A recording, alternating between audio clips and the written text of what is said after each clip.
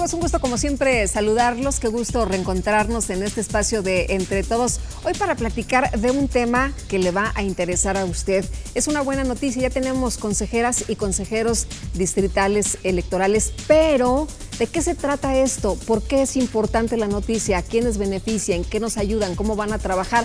De esto vamos a estar platicando aquí Entre Todos, así que bienvenidos y muy buenas noches.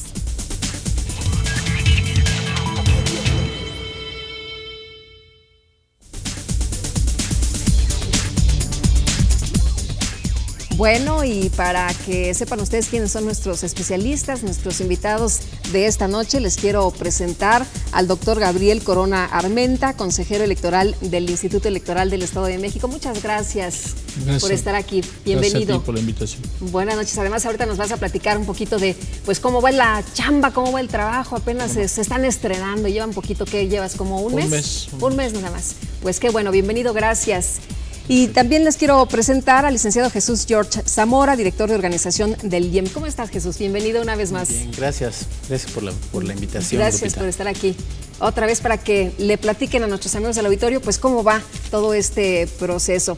Les quiero presentar, antes de empezar a hablar de lo que vamos a abordar el día de hoy, lo que tuvimos en el programa anterior, de lo que platicamos. Aquí se los presento.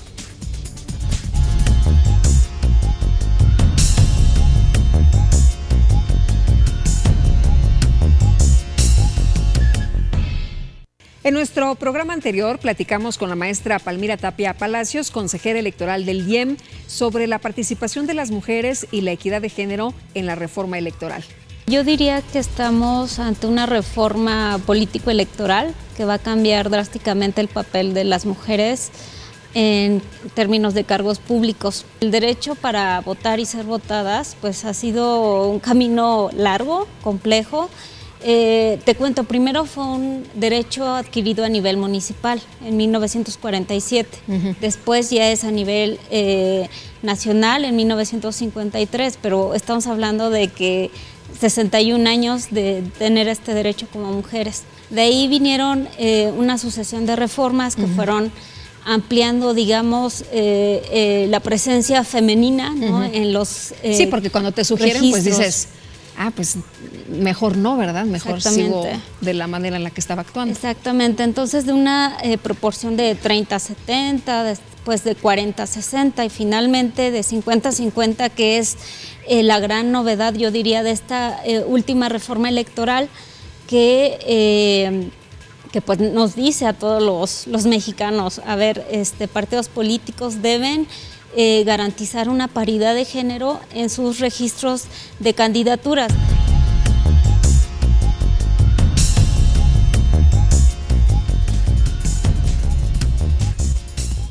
¿Y en qué se trabaja mientras tanto en el Instituto Electoral del Estado de México? ¿Cuáles son las actividades? Le presento este resumen de lo más importante. Con el compromiso de vigilar que los recursos con que cuenta el Instituto Electoral del Estado de México se apliquen con eficiencia, responsabilidad y honestidad, con base en el principio de máxima publicidad, para rendir cuentas y ejercer la transparencia, se llevó a cabo la sesión de instalación de la Comisión de Vigilancia de las Actividades Administrativas y Financieras del IEM, en la que los representantes de los partidos políticos manifestaron su disposición para coadyuvar propositivamente para el adecuado desarrollo de los trabajos que se efectúen. Al efectuarse la instalación de la Comisión Dictaminadora del Registro de Partidos Políticos del Instituto Electoral del Estado de México, se destacó que el sistema de partidos políticos ha propiciado que emerjan diferentes expresiones políticas que participan en la vida pública del país y de la entidad. De ahí que esta comisión sea la instancia que, en el marco de sus atribuciones, le corresponda atender lo relativo a las solicitudes de las agrupaciones u organizaciones de ciudadanos que buscan obtener su registro como partido político local en el Estado. En el marco de la cuarta reunión regional para la organización de las elecciones concurrentes, organizada por el Instituto Nacional Electoral con los organismos públicos locales electorales de Guanajuato, Michoacán, Querétaro y del Estado de México, se puso el acento sobre el alto grado de complejidad que tendrá el proceso electoral 2014-2015 y representó el arranque de un trabajo conjunto, cuya base será tener una amplia coordinación y comunicación interinstitucional, fluida y permanente, a partir de la adecuada sinergia de funciones y atribuciones entre las autoridades administrativas electorales, federal y estatales. con el compromiso de cumplir con el mandato legal, de dar continuidad a los trabajos del proceso electoral 2014-2015 y mantener a la vanguardia al Instituto Electoral del Estado de México, como uno de los organismos electorales que se ha caracterizado por dar amplio impulso a la promoción y difusión de la cultura política y a la educación cívica, se declaró formalmente instalada la Comisión de Promoción y Difusión de la Cultura Política y Democrática.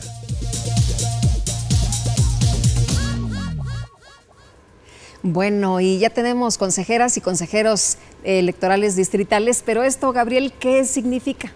Bueno, significa ante todo que el instituto, preocupado porque haya suficiente participación y credibilidad en los procesos electorales, convocó en meses pasados a la integración de estos consejos distritales para que cualquier ciudadano preocupado por los asuntos públicos pudiera inscribirse, cumpliendo por supuesto todos los requisitos señalados en la convocatoria, y de esa manera participar en todas las sesiones de los consejos distritales, y de esa manera, pues primero vigilar la aplicación de la ley, y segundo, pues darle credibilidad y transparencia a las decisiones que se toman en estos órganos colegiados, con el propósito de que las elecciones cuenten con mayores niveles de credibilidad cada día.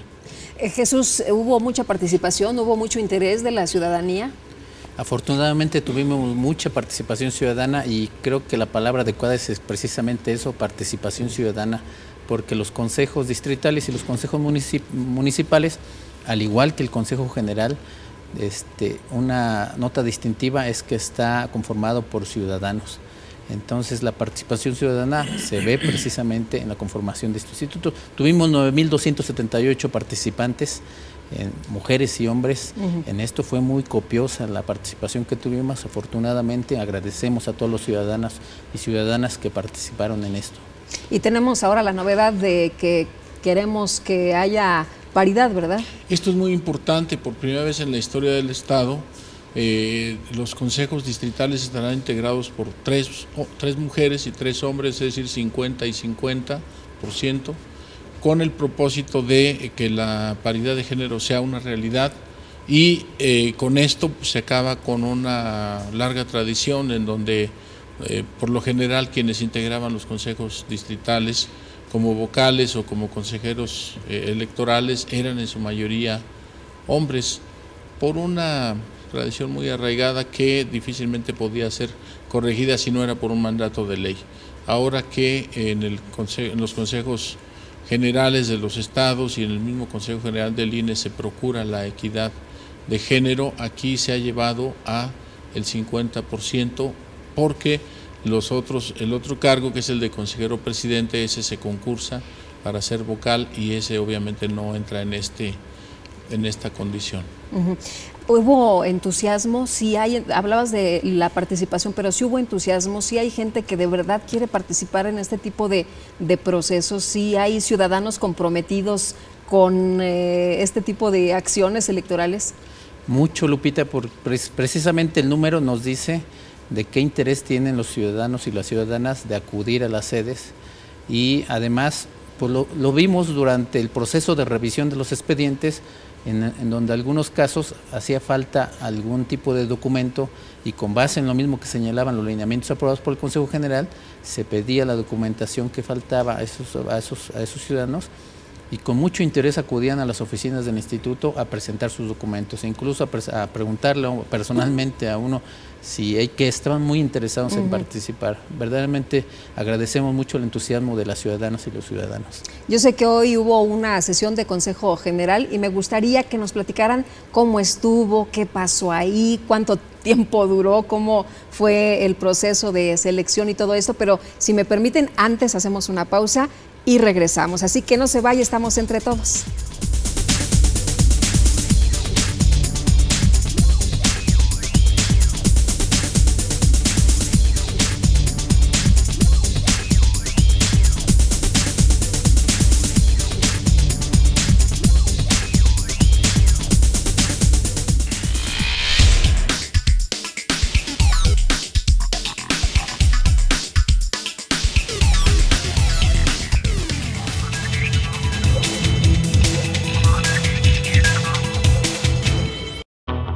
El Instituto Electoral del Estado de México cumplió 18 años de vida institucional y seguirá trabajando con el apoyo de la ciudadanía mexiquense.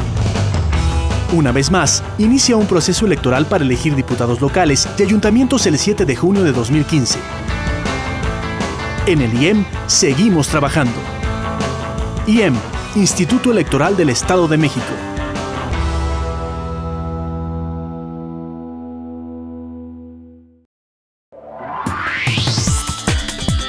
Detrás de tu voto hay buenas noticias. Un programa del Instituto Electoral del Estado de México.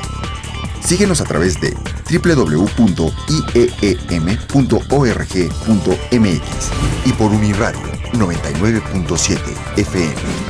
Todos los miércoles a las 13 horas. IEM, Instituto Electoral del Estado de México.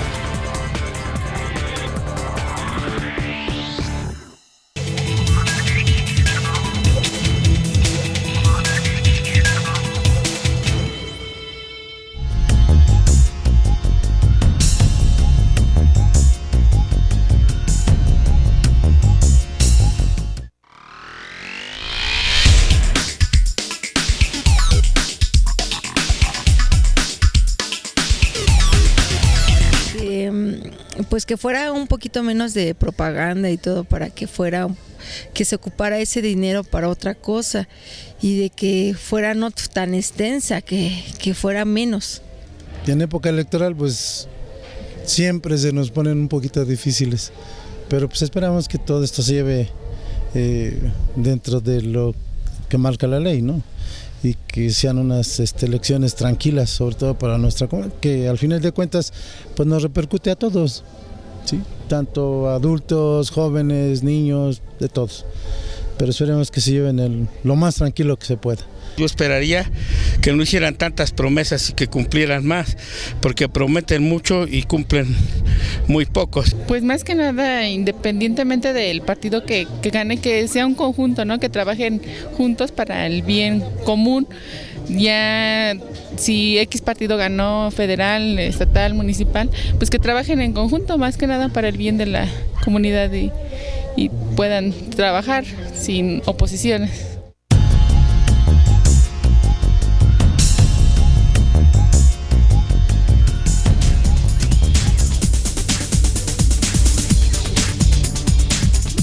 Estamos de regreso, qué bueno que continúa usted con nosotros aquí entre todos. Y ya le decíamos antes de irnos a la pausa que hoy hubo una sesión muy importante, una sesión del Consejo General donde se determinó precisamente la designación de las consejeras y los consejeros distritales electorales. ¿Y cómo estuvo la sesión? ¿Cómo empezó? ¿Qué fue lo que pasó para que sepamos qué ocurre en una sesión de esta naturaleza, Gabriel? Bueno, afortunadamente se ha avanzado mucho en el procedimiento para la designación de consejeros distritales y este ha dejado de ser un tema polémico. Antes era común que hubiese cuestionamientos sobre la trayectoria de algunos de los designados. Sin embargo, ahora, dado que todos los que entran al proceso de insaculación cumplen con los requisitos que marca la ley y la convocatoria, el asunto tiene que ver ya con una cuestión azarosa, es un procedimiento de insaculación que no genera ninguna polémica, se cuenta con una tómbola, hay un procedimiento muy estandarizado donde participan funcionarios del instituto, representantes de los partidos políticos, observadores de parte de las consejerías, de tal manera que es un procedimiento de rutina que no genera mayores complicaciones porque hay la confianza total de que se hace todo apegado a la ley y es muy gratificante ir viendo cómo aparecen los nombres de los ciudadanos designados en cada distrito electoral y ver que eso no genera mayores cuestionamientos. O sea, es un proceso rápido. De rutina. De rutina. Bueno, no tan rápido, ¿verdad? Porque se lleva algunas horas. En la mañana que fue la sesión de consejo, duró 3 horas el sorteo de los 45 distritos para elegir a 270 consejeras y consejeros propietarios y otros 270 consejeros y consejeros suplentes. 540 consejeros fueron elegidos y designados en esta sesión que duró aproximadamente 3 horas. Y lo más importante de señalar de este procedimiento de insaculación es la misma oportunidad que tiene cualquier ciudadana y ciudadano de al participar para la vigilancia y el desarrollo de los procesos electorales, de ser elegido y designado con la misma oportunidad que cualquier otro. Y más aún, si como ya lo mencionó el doctor Corona, la equidad de género es un aspecto muy importante que cuidó el Consejo General del Instituto, del IEM. En este caso, entonces, lo que se hizo fue entonces primero designar a las consejeras propietarias y a las consejeras suplentes y con posterioridad, mediante también un sorteo, designar a los consejeros propietarios y a los consejeros suplentes. De tal forma que ahora sí está totalmente equilibrado la conformación de los consejos electorales distritales. Gabriel, ¿le das la vuelta a la tómbola? ¿Alguien le da la vuelta a la tómbola y el que sale primero es el que...? El que aparece siempre y cuando el número corresponda al parámetro de ciudadanos que participan. Es decir, si el número es el 150, pero solo hay 125 aspirantes, es obvio que no cae en el rango, entonces hay que sacar otro número para que esté entre el número 1 y el 125. Esto es así porque hay distritos donde hay muchos aspirantes y hay distritos donde hay menos aspirantes, pero no se podría establecer, digamos, números, digamos, dispares, porque eso generaría suspicacia. Entonces se ha establecido un procedimiento homogéneo, pero cuando no está el número dentro del rango, entonces se vuelve a sacar otra bolita con el número sorteado en este caso, pero esto está a la vista de todos. ¿Es transparente la tómbola? No generó ninguna intervención de ningún partido político, ningún cuestionamiento y menos una impugnación. ¿Es transparente todo? Corrió transparente completamente y por esa razón corrió con una normalidad muy tersa, y no hubo ninguna rispidez en el procedimiento, en la selección. Hay emociones, se emociona la gente, grita cuando escucha su nombre. ¿Qué pasa? Pues en algún momento... es algo muy sobrio, muy serio. Pues empieza muy formal, ¿no? Pero en realidad es un ejercicio democrático muy bonito, porque el hecho de que en cada mesa, fueron 6 mesas, en cada uno había 2 tómbolas, una para mujeres y otra para hombres. Está integrada cada mesa por la totalidad de los representantes de los partidos políticos, o sea, 10 personas representando a los partidos políticos y servidores electorales del instituto que ayudan en la insaculación.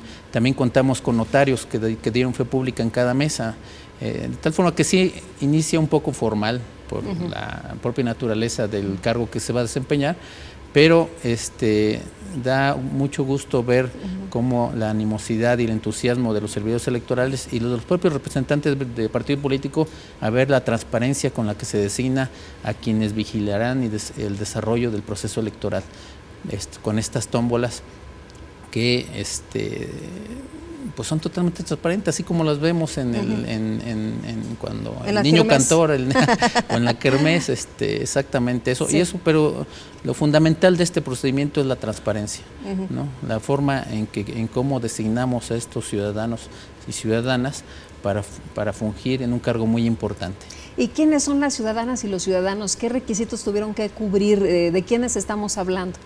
Bueno, son ciudadanos que deben de tener un mínimo de 30 años de edad, deben tener credencial para votar con fotografía, están inscritos en el padrón electoral, tener residencia efectiva en la entidad de al menos 5 años, en el distrito para el cual están compitiendo, en fin, una serie de requisitos que sería muy largo enumerar porque son 20, y que no quisiera cansar al público, pero realmente puede ser... pero es gente preparada, pues. No necesariamente.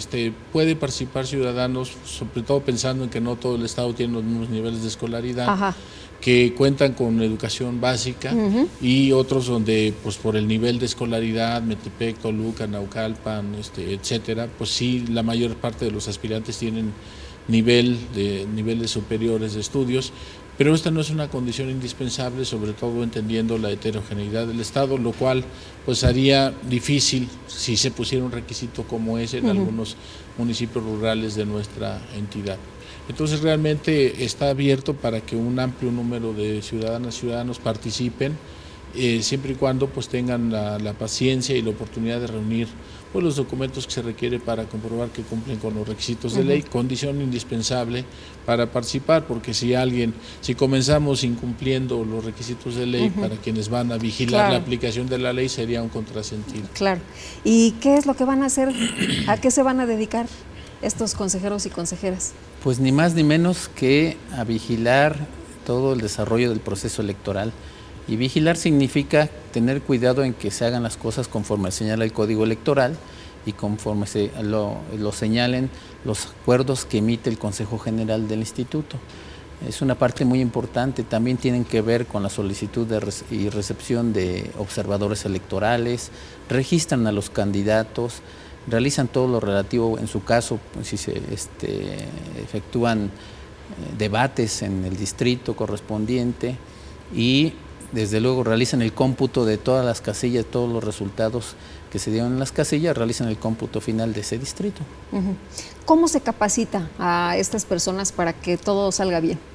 Bueno, está considerado una serie de actividades posteriores a su designación con el fin de dotarlos de las herramientas jurídicas para que las decisiones que ellos tomen estén apegadas a derecho, y esto con el fin de que si la función principal es la de vigilar que se cumpla la aplicación de la ley en su distrito, entonces sepan justamente, conozcan esa ley electoral y puedan tomar decisiones apegadas siempre a la legalidad a fin de evitar cualquier actuación que se sesgue y que quede al margen de la ley.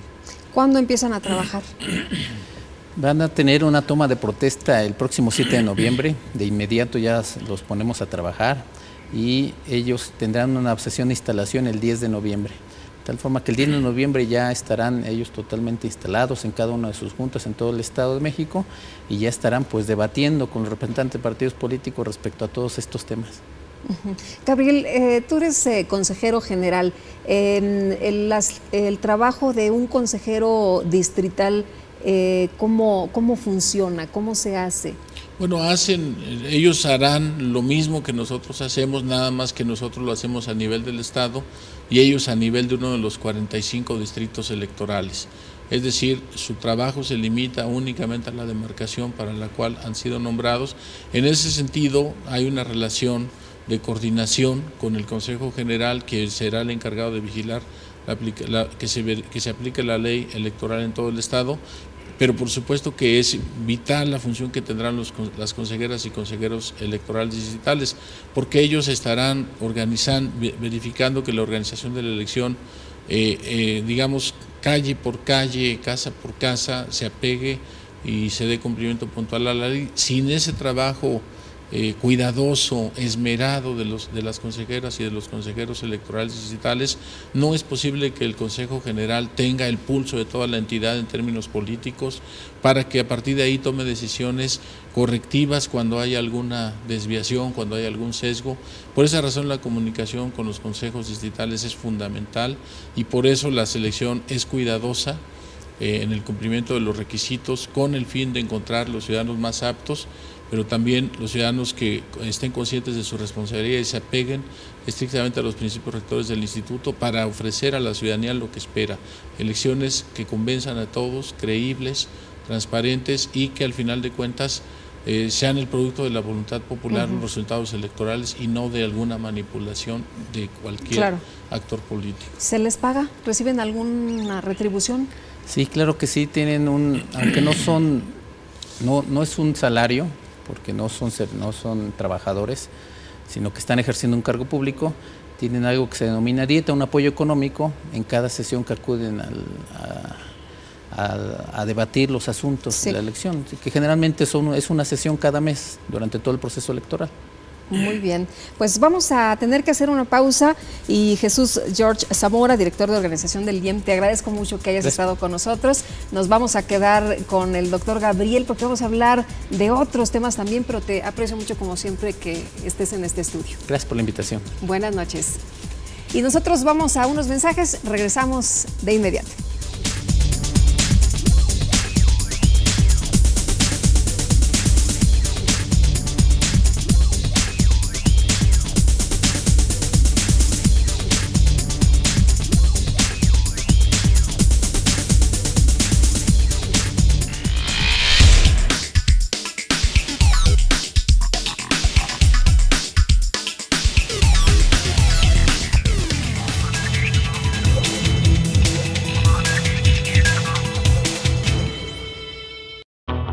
El Instituto Electoral del Estado de México cumplió 18 años de vida institucional y seguirá trabajando con el apoyo de la ciudadanía mexiquense.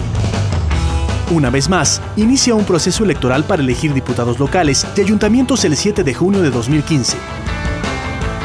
En el IEM seguimos trabajando. IEM, Instituto Electoral del Estado de México.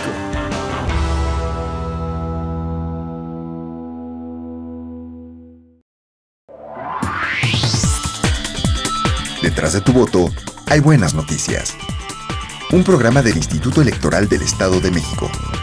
Síguenos a través de www.ieem.org.mx y por Uniradio 99.7 FM. Todos los miércoles a las 13 horas. IEM, Instituto Electoral del Estado de México.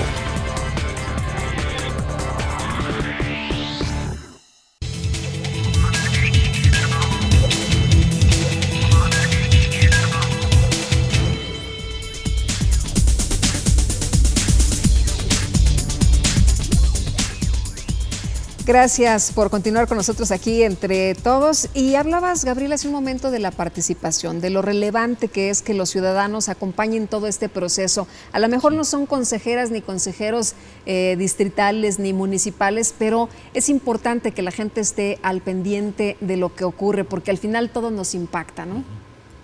Sí, por supuesto. Con este fin, pues el instituto ha ampliado su esfera de actividades y con la última reforma electoral se creó una comisión para la promoción y la difusión de la cultura política democrática, que entre otras actividades tiene justamente coadyuvar a la creación, a la construcción de ciudadanía, pero no una ciudadanía pasiva, ¿no?, que en el mejor de los casos vea las noticias o se entere de manera secundaria, sino que participe de manera directa, de manera cotidiana, de manera constante en todos los asuntos públicos, no solamente el día de la jornada electoral, sino en todo aquello donde se requiera su opinión, pues sí, sobre todo su opinión y donde pueda coadyuvar en la solución de problemas sociales. Ahora acabas de llegar, te estás estrenando, aunque no en materia electoral, porque tú tienes una trayectoria muy amplia en estos temas, incluso en el Instituto Federal Electoral. Te estás estrenando aquí en el Instituto Electoral del Estado de México. ¿Cómo encuentras precisamente estas funciones? ¿Cómo ves qué es lo que vas a hacer? ¿Cuáles son los objetivos más importantes? Llegas a tu escritorio y dices, a ver, aquí está el A, el B y el C.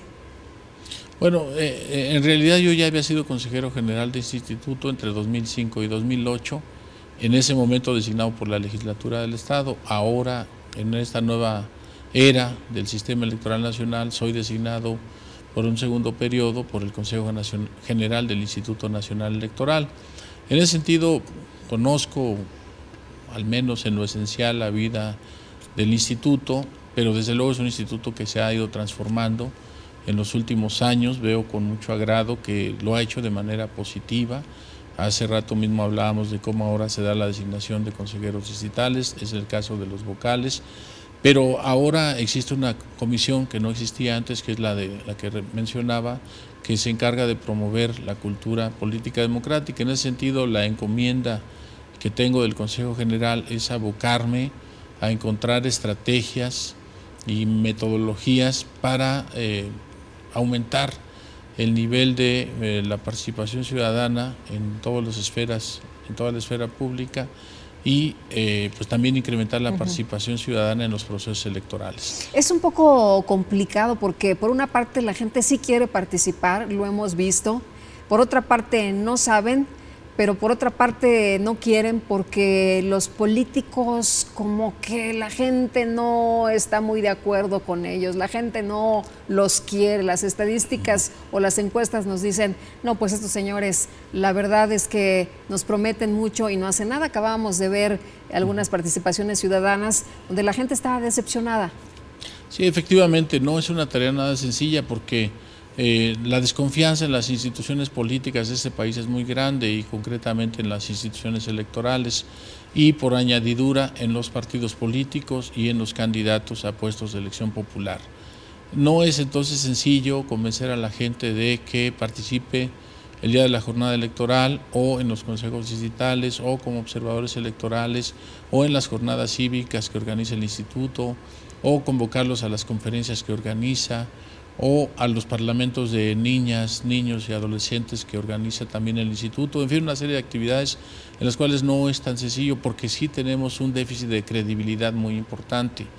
No hay muchas instituciones en este país en las que la gente confíe, aparte del ejército, de la iglesia, que son los que están mejor colocados, después a nivel federal el anterior IFE o INE, y después algunos institutos electorales como el nuestro. No hay muchas instituciones que sean suficientemente prestigiadas. En ese sentido, el reto es trabajar en la construcción de confianza de la ciudadanía en las instituciones electorales, particularmente en el caso de nuestro Instituto Electoral del Estado de México, pero es necesario trabajar de manera muy sistemática para encontrar la forma de acercarse a la gente y que realmente crea en los procesos políticos, crea en los sectores políticos y crea en las instituciones que organizan los procesos electorales. Es una tarea difícil, hay una histórica desconfianza y una creciente desafección, diría yo, a la política de parte de los ciudadanos, pero justamente parte de nuestra responsabilidad es que haya mayor afecto a la política, que el ciudadano vea en la política una actividad a través de la cual puede mejorar sus condiciones concretas de vida, puede solucionar sus problemas de inseguridad, puede ayudar a que se resuelvan los problemas de limpieza, de alumbrado y de un conjunto de necesidades que solamente de forma colectiva poder resolver. Esa es la vía por la que estamos apostando. Y por eso es importante que la gente participe, ¿no? Si no, las cosas se quedan como están. Por supuesto, si toda la gente se queda en su casa, las calles se llenan de basura, nadie lo denuncia, la inseguridad crece.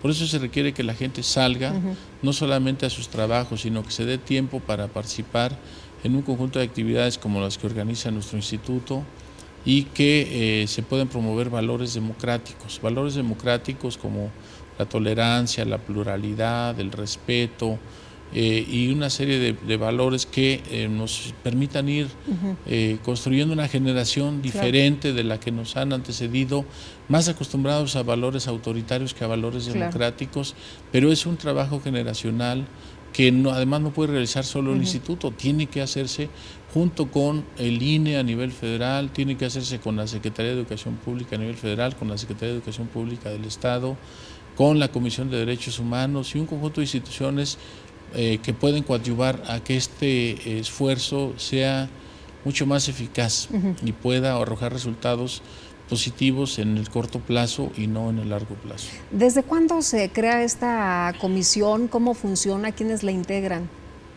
Bueno, la última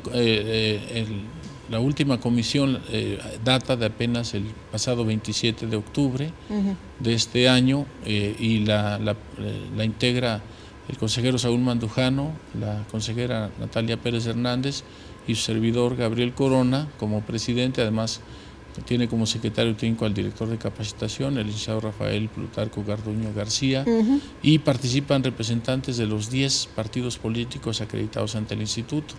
Es decir, esto da un conjunto de 14 personas involucradas al menos en la imaginación de rutas, de caminos a través de los cuales podamos acercarnos a la ciudadanía, incluso a los que todavía no son ciudadanos como los niños, las niñas y los niños, pero que serán ciudadanos en el futuro y que son justamente donde queremos sembrar la semilla de estos valores democráticos para que posteriormente ellos se encarguen de darles vigencia, se encarguen de aplicarlos y que sean los que defiendan esos valores democráticos. ¿Y ya se están diseñando las estrategias? Sí, a partir del 27 de octubre, en que se instaló esta comisión, se ha estado atendiendo las inquietudes de los integrantes de esta comisión, se ha dado continuidad al programa de trabajo que se tenía, pero se está pensando ya en un programa de trabajo para el siguiente año, que será el año de las elecciones, donde no nos limitemos a llamar a que la gente participe en la jornada electoral, que vote, ¿no? Sino a que participe en otra serie de actividades como las que he reseñado, que tienen como propósito tener ciudadanos de alta intensidad, no de baja intensidad, ciudadanos activos, no ciudadanos pasivos, ciudadanos que se comprometan y no que eludan sus responsabilidades, ciudadanos que no solo critiquen, sino que propongan y que también se hagan corresponsables de la marcha de los asuntos públicos, porque cuando nos va mal le criticamos solamente a quienes nos gobiernan o nos representan, pero se trata de que aprendamos a exigirles que rindan cuentas a nuestros representantes y nuestros gobernantes, pero eso solo lo podemos hacer si estamos bien informados de los asuntos públicos. Es un asunto cultural, ¿no? Tenemos que irnos involucrando. Por supuesto, nuestra cultura política debe dejar de ser una cultura de súbditos, subordinada, y debe ser una cultura participativa que implica el involucramiento en las tareas de gobierno y de la representación política. Además, mucha gente a estas alturas del partido, el tema es que piensan su derecho y obligación es ir a la urna el día de la elección y ahí termina, ¿no? Ya con eso somos ciudadanos y ya con eso cumplimos. Por supuesto, y esto se refleja incluso en asociaciones que tienen una lógica diferente. Por ejemplo, las organizaciones de observadores electorales por lo general se limitan al día de la jornada electoral, cuando la ley permite que participen en el conjunto de actividades que desde el inicio del proceso electoral, pero normalmente se limitan a un día, el día de la jornada electoral. Se trata entonces de hacer crecer esta participación en muchos otros aspectos de la vida pública. Por ejemplo, los cabildos en los ayuntamientos, las sesiones de cabildo son públicas, pero la gente no asiste. Y ahí es donde se toman decisiones sobre el alumbrado, sobre la recolección de basura, sobre el uso de suelo, sobre como el presupuesto de participación ciudadana que está ahorita en la Ciudad de México y que mucha gente no sabe y mucha gente no va y mucha gente no vota, y es un dinero que está ahí para que se destine para hacer diferentes obras y la gente no participa, los niveles son muy bajos. Sí, porque hay una histórica desconfianza hacia nuestras autoridades y eso hace que la gente considere que no vale la pena participar, porque al final de cuentas, aunque participe, la decisión la van a tomar quienes tienen el cargo.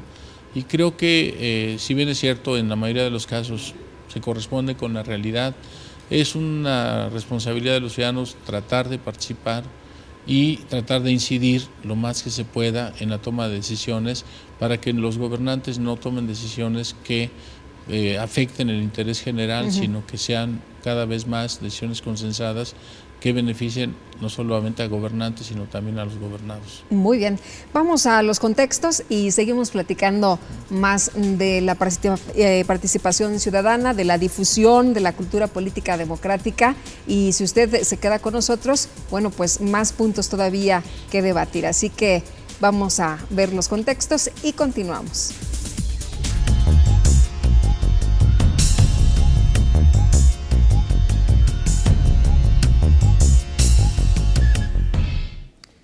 Bueno, antes que nada, uno de los retos que tenemos que pensar y trabajar pues es básicamente la participación de los partidos políticos. Los partidos políticos en estos momentos son pues uno de los mecanismos principales de acceso a los órganos de representación. Entonces tendremos que trabajar en que los partidos políticos realicen pues y sus actividades sean mucho más democráticas. Definitivamente pues hay una deuda histórica también de los partidos con respecto a la representación de las mujeres. Los partidos políticos han avanzado, han logrado incorporar a través de una serie de acciones afirmativas, al incorporar a mayor número de mujeres no solamente en sus órganos de decisión, sino también ahora en las candidaturas. Sin embargo, todavía el número de mujeres que acceden a los puestos de representación son básicamente bajos, tanto en los congresos como en las alcaldías.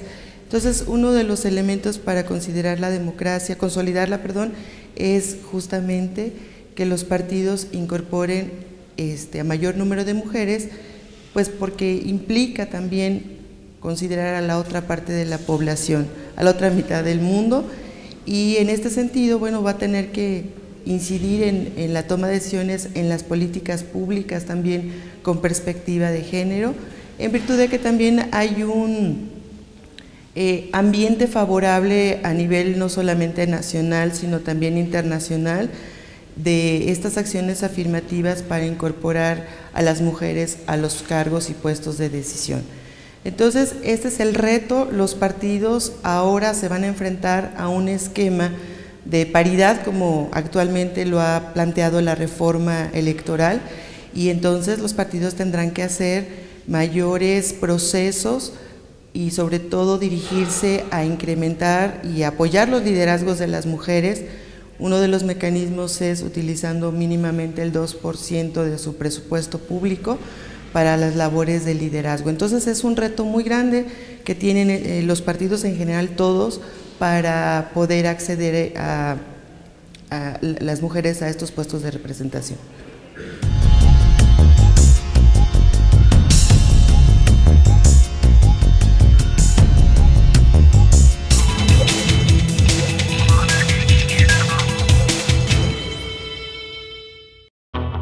El Instituto Electoral del Estado de México cumplió 18 años de vida institucional y seguirá trabajando con el apoyo de la ciudadanía mexiquense. Una vez más, inicia un proceso electoral para elegir diputados locales y ayuntamientos el 7 de junio de 2015. En el IEM seguimos trabajando. IEM, Instituto Electoral del Estado de México.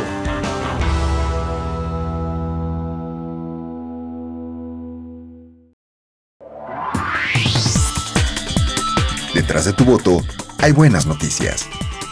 Un programa del Instituto Electoral del Estado de México. Síguenos a través de www.ieem.org.mx y por Uniradio 99.7 FM. Todos los miércoles a las 13 horas. IEM, Instituto Electoral del Estado de México.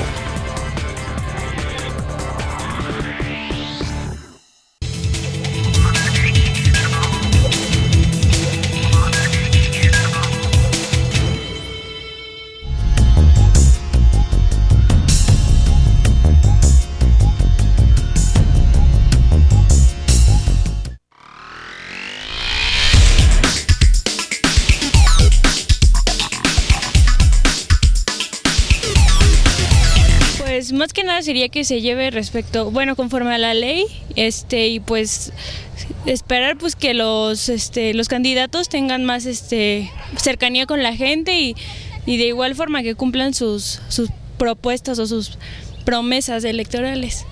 Pues más que nada lo que siempre hemos estado esperando los mexicanos, que sean procesos legales, abiertos, que sean bien investigados las personas que van a contender, porque lo estamos viendo no en Guerrero, en Michoacán y en muchas partes de la República, que luego se infiltra la delincuencia organizada, llega al poder para seguir haciendo todo el trabajo que lleva a cabo la delincuencia organizada en perjuicio de la ciudadanía.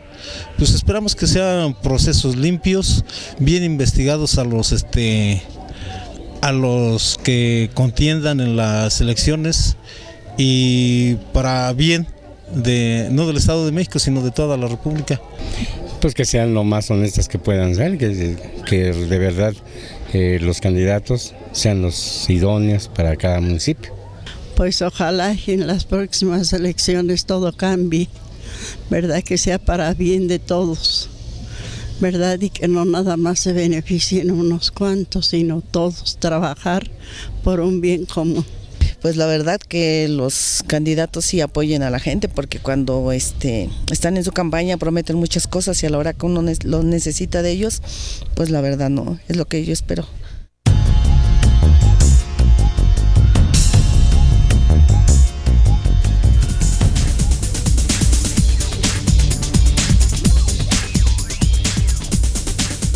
Sin duda interesantes las opiniones de nuestros amigos con quienes vamos y preguntamos qué les preocupa, qué les parece, qué piensan.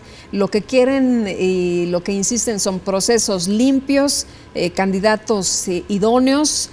Tienen preocupación porque los candidatos sean honestos, Gabriel. Bueno, creo que es una preocupación legítima y digna de atender. Creo que la autoridad electoral debe de vigilar que los pues que todos los ciudadanos que aspiren a un cargo de elección popular cumplen con los requisitos de ley, y los partidos políticos deben de cuidar mucho a quién eligen como candidato o candidata, para que no se dé justamente esto que la ciudadanía comenta, ¿no? Que perciben la penetración del crimen organizado en las esferas políticas y como candidatos a puestos de elección popular. Por supuesto que esta es una responsabilidad que no solamente tiene nuestro instituto, sino que es una responsabilidad de muchas instituciones públicas para evitar que esto ocurra y que la política siga deformándose y se convierta en algo indeseable para muchos ciudadanos que, como lo hemos podido escuchar, pues ven con desconfianza los procesos políticos. Claro. Y eso es algo muy grave. Así es. Oye, hablando de grave, ¿cuáles son los retos, por lo menos para la comisión? Sabemos que hay muchos retos para el Instituto Electoral del Estado de México, pero para la Comisión de Difusión de la Cultura Política y Democrática, ¿cuáles son sus principales retos? Bueno, es un reto conjunto junto con las instituciones educativas y otros institutos electorales, que es el de construir una cultura política democrática. Nuestra herencia autoritaria nos ha provocado que tengamos en la mayoría de los ciudadanos una cultura política autoritaria. Venimos de un pasado autoritario muy reciente, compartido con muchos otros países de América Latina, y bueno, pues los indicadores señalan que incluso más del 60% de la gente estaría de acuerdo con una dictadura siempre y cuando resolviera sus problemas económicos. Eso ya es un foco rojo, sí, nos pone a pensar, que alerta sobre el riesgo que esto tendría. Por eso la apuesta compartida o colectiva es que dejemos atrás esa cultura política autoritaria y construyamos una cultura política democrática. Pero no es sencillo. Pensemos en nuestras familias, con todo el respeto que merecen, nuestras iglesias, nuestras asociaciones civiles, donde los roles son muy jerárquicos, muy verticales, y no es fácil pasar de una relación vertical a una relación horizontal, en donde nos veamos los ciudadanos como iguales y donde candidatos o electores se vean como iguales, que no hay una relación jerárquica, y donde la gente considere que puede participar en los asuntos públicos y que su voz se va a escuchar. Pasar entonces de una cultura política autoritaria a una cultura política democrática, no podemos precisar cuánto tiempo va a tardar, ni si alguna generación o dos tendrán que ser sacrificadas en ese sentido, pero sí creemos que nuestro estado, que además es el más poblado del país, más de 15 millones de habitantes, por supuesto no todos son ciudadanos con derecho a votar, pero sí más de 10 millones tienen credencial para votar y podrán votar. Tratar de cambiar los valores y las prácticas de algunos no es una tarea sencilla, pero la apuesta es ir incidiendo para que cada vez más ciudadanos asuman un compromiso democrático, por ejemplo, para aceptar que la victoria es de otros y la derrota es de ellos, o al revés, y para que eso no genere conflictos postelectorales, y para que las nuevas generaciones se acostumbren ya a que unos ganan y otros pierden, ¿no? A que unos ganan y otros pierden, y claro, que no haya conflicto postelectoral, y que también las nuevas generaciones entiendan que la democracia no es un asunto en donde las mayorías son las que deciden, por supuesto considerando la opinión de las minorías, y que eso permita que las generaciones siguientes ya no hayan tanta necesidad de estar insistiendo en el respeto, por ejemplo, al sufragio. Que sea algo natural. Que sea algo natural. Como en otros países. Como pasa en cualquier otro país donde los resultados se dan en la misma noche de la elección y no hay conflicto postelectoral. El que sale derrotado le reconoce inmediatamente que el otro ganó, lo felicita, se pone a su servicio en lo que pueda ayudar. Y que salgamos de esa lógica. Y el país rápido empieza otra vez, ¿no? Y que el país no se vea envuelto en una dinámica incesante de lucha por el poder, que tantas vidas ha costado a lo largo de nuestra historia, y que tanta energía ha consumido en lugar de destinarla a otras cuestiones mucho más constructivas y positivas que pudieran tener mayores beneficios materiales sobre nuestras comunidades. Hablabas hace unos momentos de sembrar la semilla, de las actividades que se hacen en las escuelas primarias, la que se hace con los jóvenes. ¿Esto ha dado buenos resultados? Tenemos en el Estado de México un número de participación importante en las jornadas electorales. ¿Esto podría ser provocado precisamente por esto que se ha ido sembrando? Sí, por supuesto. Esta no es una actividad reciente, ya desde hace algunos años se ha estado realizando. Por supuesto, cada vez se va incrementando la participación. Actualmente hay un conjunto de actividades que van desde mesas de análisis, ciclos de conferencias, concursos de, eventos de teatro, concursos de debate, creación de consejos promotores de valores y derechos humanos, una carrera por la democracia, en fin, un conjunto de actividades de lo más diversas dirigidos a distintos públicos, desde niños hasta adultos, incluso de la tercera edad, que tienen como fin ir inculcando valores comunes entre todos ellos para que todos estemos, digamos, en la misma frecuencia en materia democrática y no todos concibamos a la democracia como nos conviene de una manera interesada, sino que sea un valor universal compartido por todos. ¿Cuál dirías que es la relevancia de la Comisión en este ciclo electoral 2014-2015? Que en principio queremos que la gente participe más el día de la jornada electoral, pero que participe mejor informada de los programas de los partidos, de su declaración de principios, de su programa de acción, incluso de sus estatutos, pero sobre todo conociendo a sus candidatos y su programa de gobierno y por supuesto conociendo su trayectoria, un poco qué ha sido esa persona y qué puede ofrecer en el sentido de que sea una persona honesta, íntegra, comprometida, trabajadora, responsable, etcétera, etcétera. Pero creo que para eso se requiere pues que se trabaje desde diversos espacios. Por supuesto el instituto no es el único, sino que también desde el espacio educativo, que es además el espacio más omniabarcante, ¿no? Que sí llega a todos los rincones del estado, porque en todos los lugares de nuestro estado hay una escuela, por pequeña que sea, ahí hay maestros, ahí hay alumnos, hay padres de familia preocupados por el desarrollo integral de sus hijos. Llevas apenas 30 días en este nuevo encargo. Te preguntaba yo los retos que tiene la comisión, pero te pregunto también los retos personales. ¿Cuál es en este encargo, en esta nueva encomienda, el reto? El reto fundamental es contribuir a fortalecer la autonomía del Instituto Electoral del Estado de México y dotarlo de una creciente credibilidad para que día a día más ciudadanos conozcan y reconozcan el trabajo que se hace en pro de la ciudadanía para organizar elecciones de las cuales resulten gobiernos con la suficiente legitimidad para ser representativos de todos y no de unos cuantos. Pero para eso se requiere que el instituto trabaje día a día, primero para aplicar sus principios rectores y segundo para generar lo que hace rato decía, el afecto por los procesos políticos y no la desafección. Acercar a los ciudadanos a los procesos políticos y no alejarlos. Pero para eso se requiere de una actuación imparcial, de una actuación independiente, generar certeza, trabajar con objetividad y sobre todo respetando la legalidad. Esa es la ruta que como consejero electoral tendré que seguir porque así fue. Eso fue lo que juré, eso fue lo que prometí y a eso dedicaré toda mi energía, toda mi capacidad, toda mi creatividad y mi integridad para ponerlo a la causa del Instituto Electoral del Estado de México. Te agradezco mucho que hayas estado con nosotros y nos estamos viendo. Muchas gracias. Muchísimas gracias, Gabriel. Hasta y muchas pronto. Gracias también a usted que nos ha acompañado en esta ocasión entre todos, en nombre de todo el equipo. Agradezco el favor de su atención. Le deseo que pase muy buena noche, que tenga muy buena semana.